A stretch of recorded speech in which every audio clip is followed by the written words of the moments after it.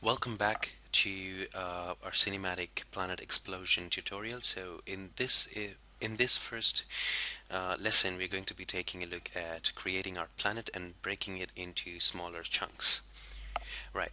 To begin with, as you must have guessed, right, we're going to start off by creating a sphere. So the way we're going to do this is we can go in and do a keyboard entry. So I'm going to say, let's say around a radius of 50. I'm going to say create. So that's going to create a nice big sphere right at the center of our grid. Now I'm also going to go ahead and increase the number of segments for our sphere to, let's say again, a 50. So that's going to make the sphere look a lot smoother. Okay, so if you hit the Z key on your keyboard, now that's going to frame the sphere into view, right? And let's also change the color of this to something a little more easier on the eye, like so. Now, the first thing you might guess is we're going to go ahead and texture the sphere, right? So in order to texture the sphere out, so I'm going to go open my material editor by pressing the M key on my keyboard, and let me frame it up, yep, like so. And then I'm going to right click on anywhere inside the view, the material editor view. I'm going to say material, standard, and I'm going to choose standard material. So it's going to create a standard material for me. Now I'm going to double click here, and that's going to open my material editor attributes, and to this I'm going to select the shader basic parameter to Oren Nair blend, and that's going to create a nice shading effect for our planet, and it's going to enable proper behavior of the light for when we start adding lights before we render out the shot, sorry. Okay, and also I'm gonna click on the diffuse color, drag out, and go into standard, and there I'm gonna choose bitmap. Now it's gonna open the bitmap window, so here I can go ahead and choose whatever material I wish to use for my planet. So I'm gonna go ahead and pause out the video at the moment, and I'm gonna select a bitmap for use. Okay, so now you can see that I've gone ahead and imported my moon texture onto 3ds Max, and I've also connected this onto the bump map for my moon. So I'm gonna go ahead and make changes or name this material as planet underscore mat. You can go ahead and name the material whatever you want, and let's go ahead and render this out to see how it looks. Okay, so you can see that we have our moon there nicely rendered out, and you can kind of see the bump map taking effect there. So I'm going to close this, and I'm going to go into my render setting or render setup, and I'm going to make a few changes. First of all, let's start off by going into assigned renderer. I'm going to use the default scanline renderer for the benefit of most of us, and I'm also going to make changes to the output size. So I'm going to say HD TV and 1920 by 1080. So if you do not have a computer that could probably render frames out quickly, then you could go ahead and choose one of these other resolutions like 720p or any of these. I mean, it's just for preview purposes at this point in time, so it really doesn't matter. So I'm going to just say 1080p for mine, and let's hit render. Yeah, so now you can see it's a lot more clearer. You can kind of see the bump map uh, taking effect there. Right, so that's pretty much it to start our tutorial. So I'm also gonna kind of, let's see if we can actually rotate this planet around so we don't have such big bumps there. Right, but this looks a lot better. Now, the next thing that I'm going to do is to go ahead and break this planet into pieces. Now, to do that, I'm going to use a plugin, 3ds Max plugin called Pull Down It. So to access Pull Down It, I would go into my utilities section, and I'm going to choose Pull Down It from the set of buttons you see here. Now it's going to give me a separate toolbar called the PDI toolbar. and then I'm gonna go into the section that says shatter it. Now what shatter it does is it selects your, or rather the object that you've selected, it kind of breaks the object down into a lot of different pieces. So you can choose the kind of shatter that you want here. So it can either be path based, wood splinters, radial, local, or uniform. So to keep things simple, I'm just going to leave it at uniform, and I'm going to increase the number of shards to, let's say, around 100, and I'm going to say hit, say, let's see if we can actually say create rigid bodies. uh, yep, yep, I can create rigid bodies, and I'm going to say shatter it. Now you can see that how quickly shatter it kind of breaks this object into smaller little chunks. So I can, and these chunks act as individual objects. If I select one and use my move key, I can kind of move them out, and you can see that there's a hole there.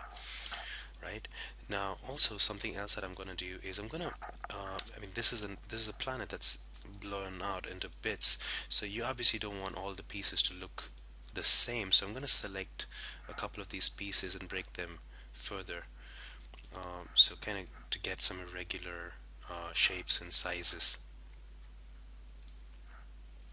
So you can go ahead and do this to as many pieces as you want, um, really to try and get the effect you're looking for.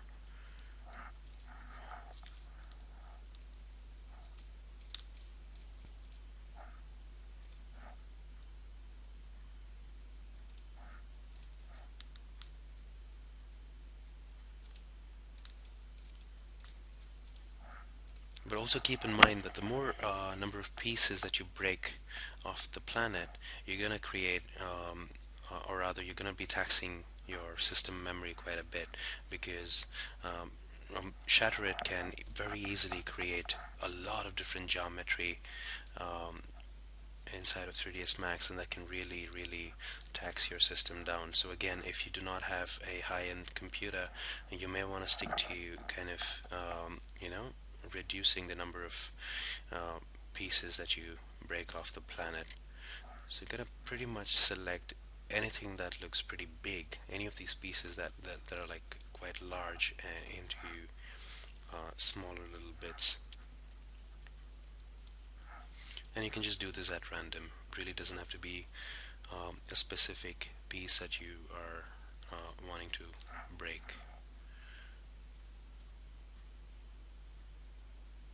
Okay, so that's kind of, you can see that it's kind of slowing down my system right here, and you can also see that there are quite a lot of geometry right here. So if I have to hit the H key on my keyboard to open my selection set, you can see that there are a lot of different pieces in my shot at this point in time, right? And each of these pieces are further divided, so you can see that there's sphere 1496, that's 1496 right there, and you have 1500 and so on. There's so many geometry inside of 3ds Max right now, but that's okay. So I'm just gonna kind of close this group for now.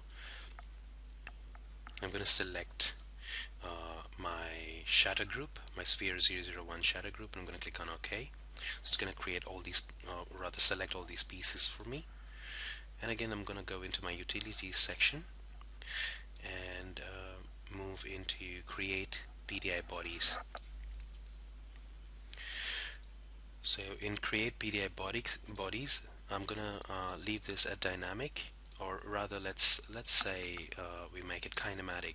So what kinematic does is it kind of keeps the rigid body suspended in its current state until an external force acts upon it. Now you're going to be able to understand this a lot better when we go through this process.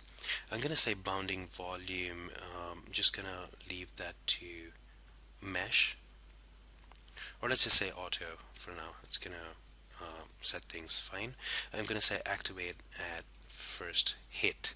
So what it's gonna do is this object is gonna be one piece. The planet is gonna remain one unit until there is some disturbance on it, right? And then I'm going to go into dynamic properties just to see if everything looks fine. Fracture basic. Yeah, this is something I would want to do. I would want to create some fracture bodies. So let's just hit on create, and I'm going to select all of these.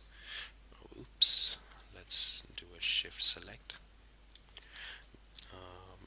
which for some reason it isn't letting me do.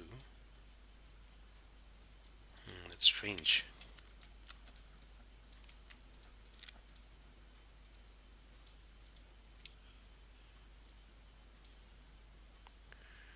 Well, okay, let's just say attach nearest. Okay, so it's already selected. Sorry, so let's just say attach nearest and click on OK. So hopefully that should do the trick. So it's going to take a while now to kind of compute this. So what PDI or pull down it does at this point in time is it says it identifies the entire planet as one entity or one object. So it's going to create a nice interesting effect when this whole thing breaks apart. So these pieces are going to be held on until there is further impact to it. So it's going to create an interesting effect where you have an object that breaks. So you have larger chunks. So those chunks, when they collide, they're going to break into smaller little pieces. So it kind of helps create that kind of an effect. So we're just going to wait it out for a bit. It's going to take a while. So again, depending on your computer, the speed of your machine, this can take a couple of minutes. In fact, when we are right here, we are using HP Z420 workstation right now to create this effect. So in case you're using something that is of that has a lower configuration than this, then you can expect it to take longer.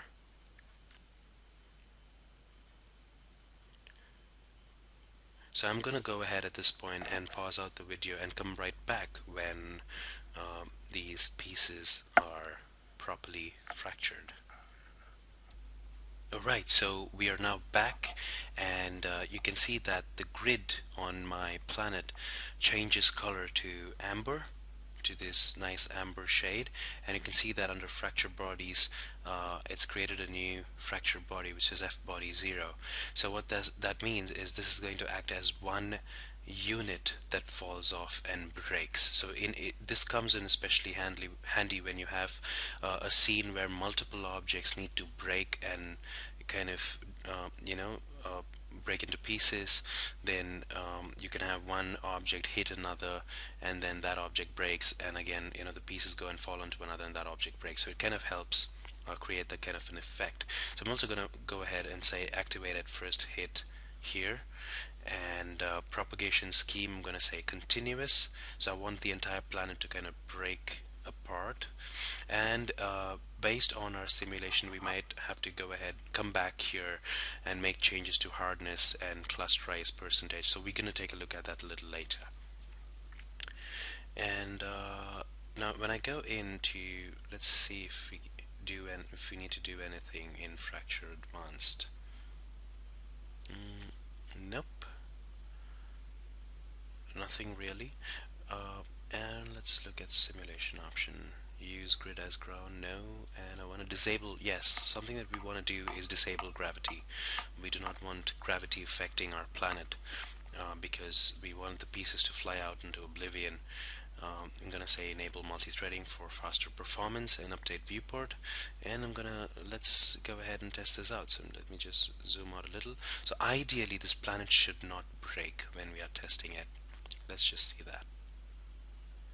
Perfect. So this is exactly what we want, because unless there is an impact on the planet, we really don't want the planet to break into pieces, right? So that's excellent. So we're just going to leave it at that. Now in the next lesson, let's actually go ahead and break the planet up at after a couple of frames into the shot.